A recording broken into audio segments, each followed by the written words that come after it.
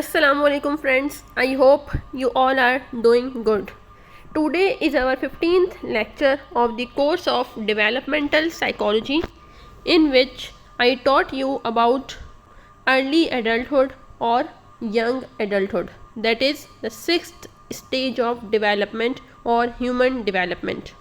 As you all know that we study the stages of human development, that how human develops.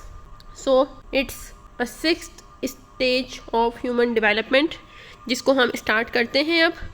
तो सबसे पहले early adulthood, जिसको young adulthood भी कहा जाता है, इसका जो टेन्योर है या उसका जो ड्यूरेशन है वो कितना होता है 19 ईयर्स ऑफ एज से लेके 35 ईयर्स ऑफ एज। ठीक है, 19 या 20 भी मिलेगा आपको कहीं। इसी तरह जो फिगर्स हैं इसके अराउंड ही आपको नेट पे अगर आप सर्च करते हो तो वहाँ पे जो आपको फिगर्स मिलेंगी एज की तो इसके अराउंड ही होंगी। तो 19 to 35 और 20 to 35 और 36 ईयर्स ऑफ एज जो है वो कहलाता है अर्ली एडल्टहुड या जिसको यंग एडल्टहुड भी कहा जाता है। अब हम देखेंगे कि अर्ली एडल्टहुड या यंग एडल्टहुड में फ़िज़िकल लेवल पे क्या क्या चेंजेस हो रही होती हैं एक इंडिविजुअल में।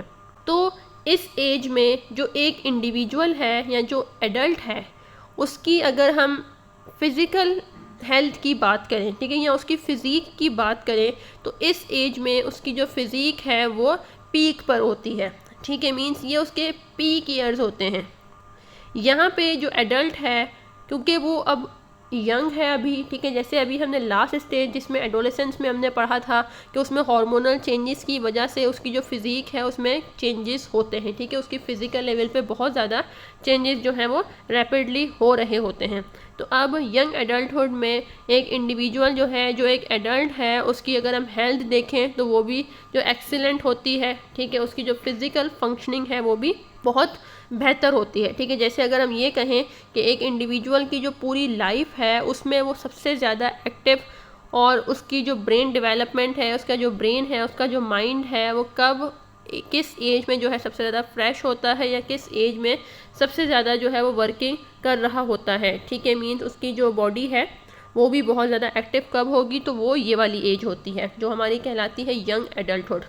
ठीक है, यंग एडल्ट्स में क्या है, जो एज रिलेटेड जो डेट्रियोरेशन है। ठीक है, जैसे अगर हम बात करते हैं कि जब एक इंडिविजुअल मिडिल एडल्टहुड में होता है, ठीक है, जो अभी हम आगे पढ़ेंगे, और उसके बाद फिर लेट एडल्टहुड जो कि लास्ट स्टेज होती है डेवलपमेंट की, तो उसमें क्या होता है एक जो एडल्ट है या एक इंडिविजुअल में क्या है फिज़िकल लेवल पे अब जो है वो डेट्रियोरेशन स्टार्ट हो जाती है। जैसे उसमें रिंकल्स वीकिंग जो है वो हो जाता है। ठीक है, उसकी जो बॉडी है वो वीक होना स्टार्ट होती है, उसके फेस पे रिंकल्स पड़ना स्टार्ट हो जाते हैं। ठीक है, इसी तरह बाकी जो उसकी ओवरऑल फंक्शनिंग है वो माइंड के लेवल पे हो, ठीक है, वो मेंटल फंक्शंस हों या फिज़िकल लेवल पे जो फंक्शनिंग है वो भी जो है वो वीक होना स्टार्ट हो जाती है इन द मिडिल और लेट एडल्टहुड। लेकिन यंग एडल्टहुड में जो ओवरऑल फंक्शनिंग है एक इंडिविजुअल की वो पीक पे होती है, एक्सीलेंट होती है। जैसे उसकी स्ट्रेंथ हो गया, उसकी कोऑर्डिनेशन हो गई, उसका जो रिएक्शन टाइम, उसकी सेंसेशन, उसके जो फाइन मोटर स्किल्स हैं और उसके जो सेक्सुअल रिस्पॉन्सेज हैं वो भी इस एज में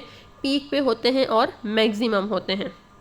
इस एज में इंडिविजुअल जो है वो अपने बहुत सारे जो है वो गोल्स जो है वो सेट करता है। ठीक है, क्योंकि ये 20 से 30 की जो एज होती है इसमें इंडिविजुअल जो है अपने फ्यूचर को लेके बहुत ज़्यादा कंसर्न होता है।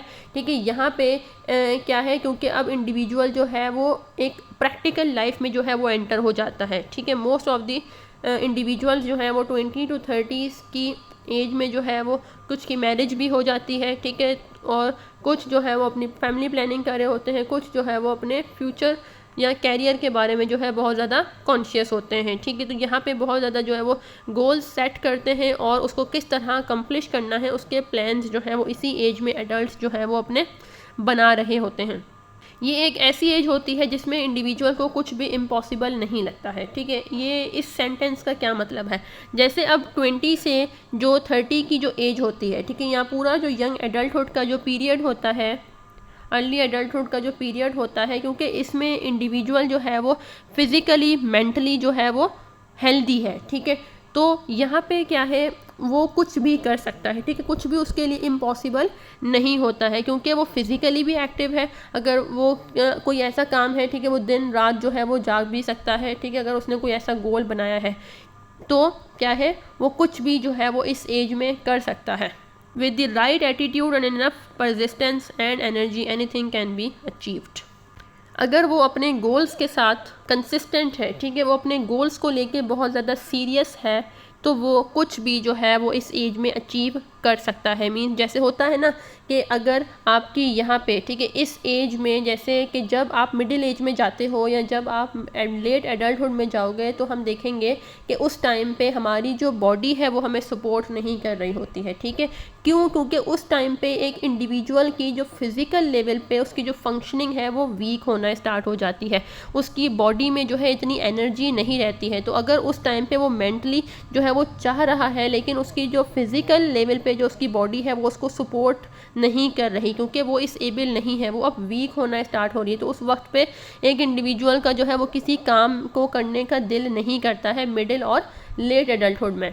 तो इस वजह से कहा गया है कि जो यंग एडल्टहुड है वो एक ऐसा पीरियड होता है जहाँ पे आप फिज़िकल और आपकी मेंटल लेवल जो है दोनों ही आपके हेल्दी होते हो आप, तो इस वक्त हम कुछ भी जो है वो अचीव कर सकते हैं। लेकिन इसके लिए जो है वो एक राइट एटीट्यूड होना ज़रूरी है, ठीक है। मीन्स आप अपने गोल को लेके सीरियस हो, ठीक है।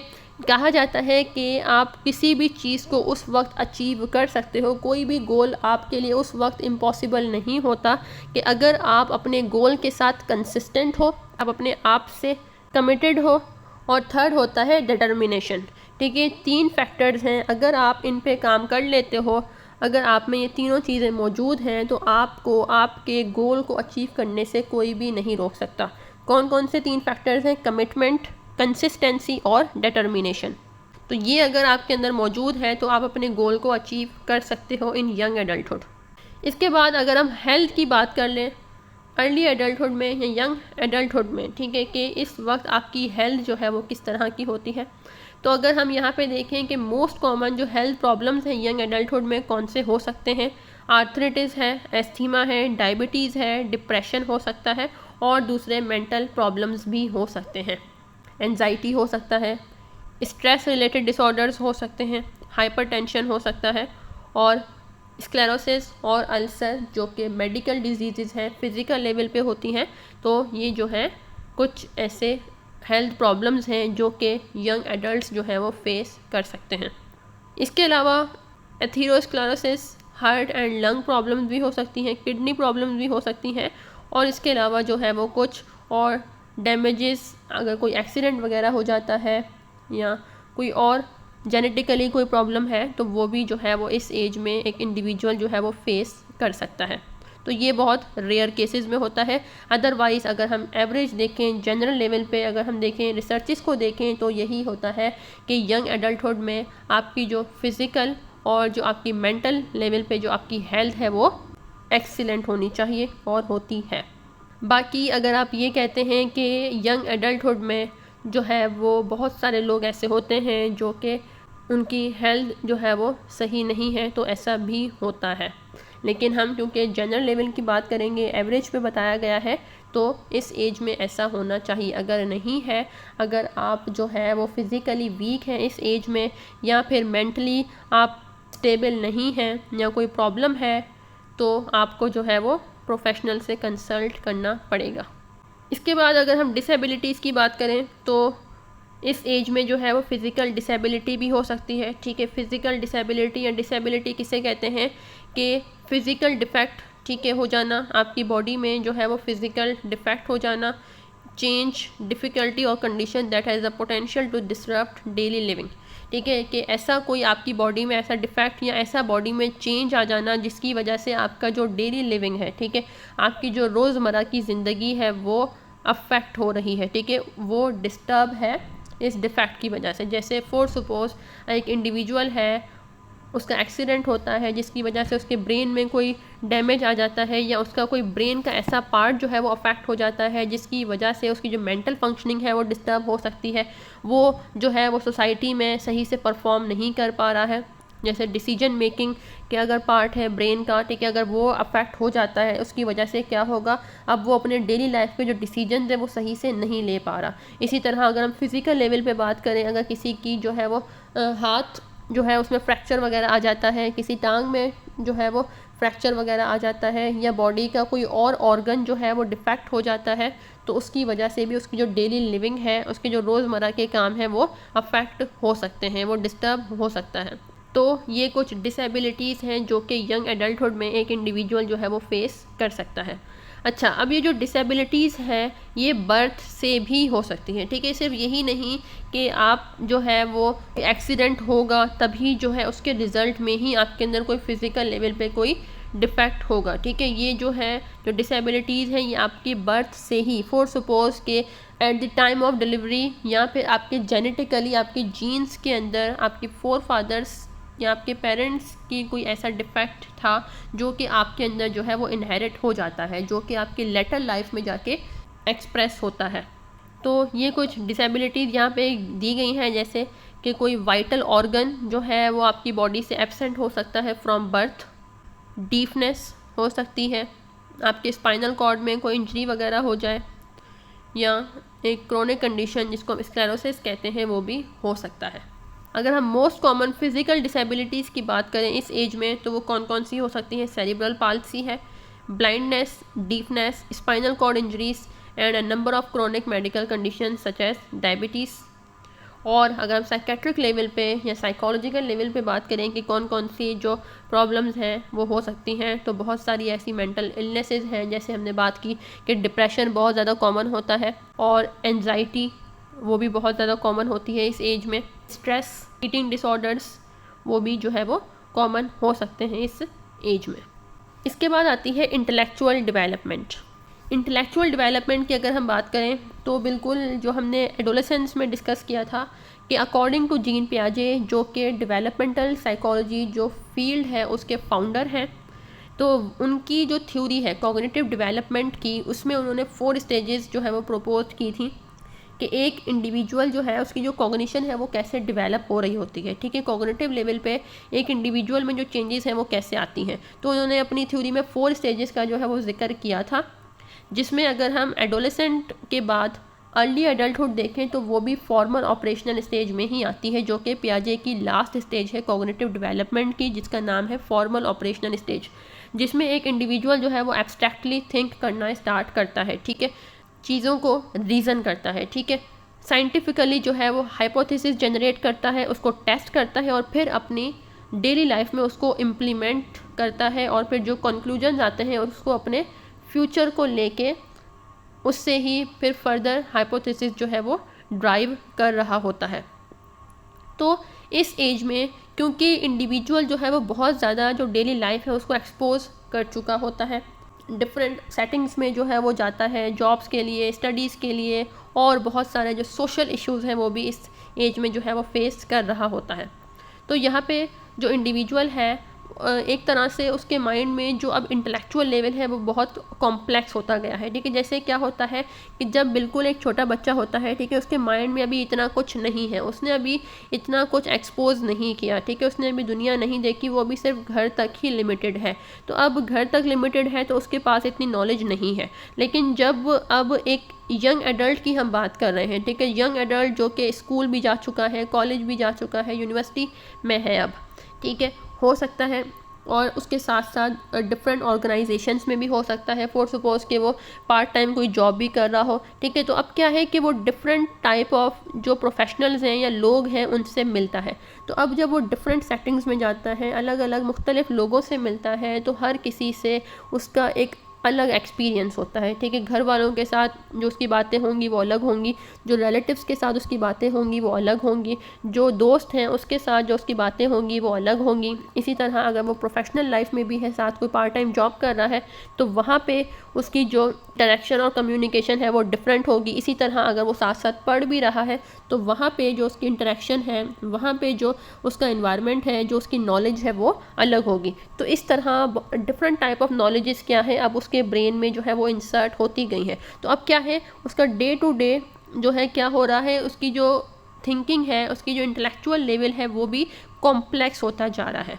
यहाँ पे इंडिविजुअल जो है वो डिसीजन लेने के जो है वो एबल होता है, यहाँ पे वो जजमेंट करने के एबल हो जाता है, प्रॉब्लम को किस तरह सॉल्व करना है, वो एक चीज़ को सिर्फ एक पॉइंट ऑफ व्यू से नहीं देखता। यहाँ पे इंडिविजुअल जो है वो डिफरेंट पॉइंट ऑफ व्यू को जो है वो अपने सामने रखते हुए फिर चीज़ों को जो है वो सोचता है।